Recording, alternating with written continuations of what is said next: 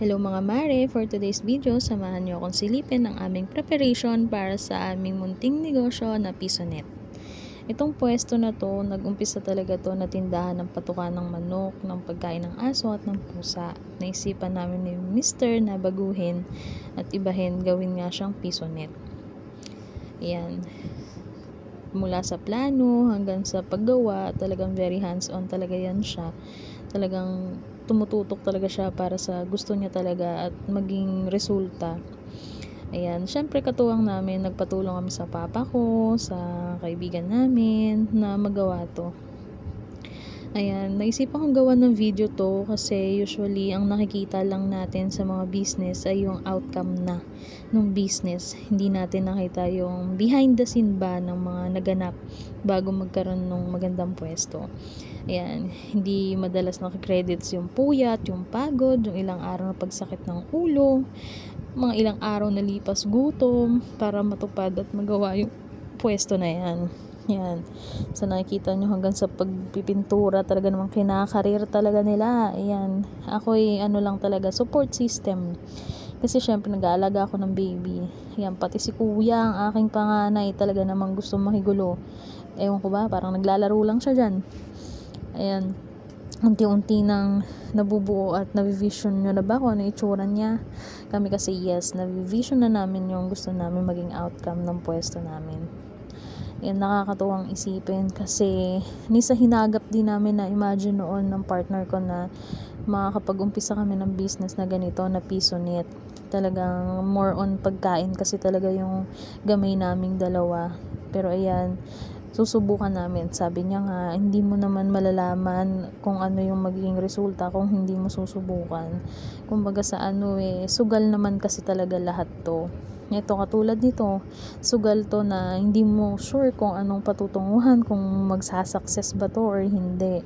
Pero sa dami ng sugal ito talaga yung gustong gusto naming tayaan. Kasi kapag talaga namang nag-boom at sumakses to, talagang paid off lahat ng pagod, puyat at sakit ng ulo mo na binuhos dito. Ayan, kaming dalawa naglilinis-linis dyan. Wala pa yung mga PC pero gusto namin pagdating okay na at setup na lang. Yung tinetesting ko yung upuan kung kasya ba kasi kami ay mga oversize. Baka hindi sila kumasya dyan, kasya naman kami. Kaya mukhang kasya din dyan sila. Wala kaming idea kung magkano talaga kitaan ng Pisonet. Kaya ito'y subok at trial at naway gabayan kami ni Lord na mag-success itong maliit na negosyo na ito. Ayan, nakakatuwa kasi nakikita namin na nagbubunga na yung mga pagsisikap unti-unti, na ang dami kasi naming pangarap ng partner ko. Talagang ngayon pa lang sinisikap namin para sa mga anak namin at sa pamilya namin. Yan, sinisikap namin na everyday simulan yung mood namin parehas na maayos, na nakangiti kami at hindi nag-aaway. Kasi diba may kasabihan na ganun talaga, nadadala kasi yan parang bad spirit or bad vibes talaga kapag nakasimangot kayo sa pwesto. Kaya niiwasan namin. Pero syempre sa dami ng isipin talaga minsan talaga nadadala ka. Pero as possible as kaya, gagawin natin to ng masaya at nakangiti. Ayan, nagkonting linis-linis na lang. Babalitaan ko kayo kung anong magiging outcome nito sa first day, kapag nandyan na yung mga PC, mga first customer, at ang magiging mga experience namin dito sa Pisonet na ito. Para sa mga gusto rin mag-try, makita nyo yung experience namin, i-share ko yan sa inyo dito.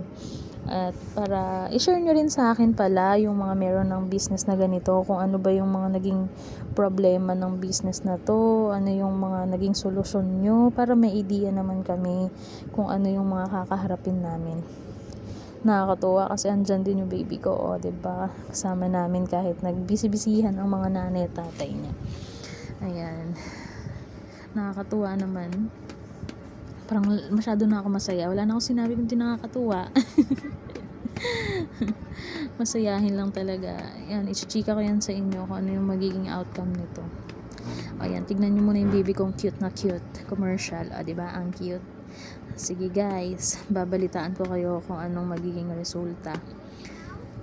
Naway pala rin tayo sa ating mga pangarap. Lahat tayo magkaroon ng successful at maabot natin ang ating mga goal. Bye-bye!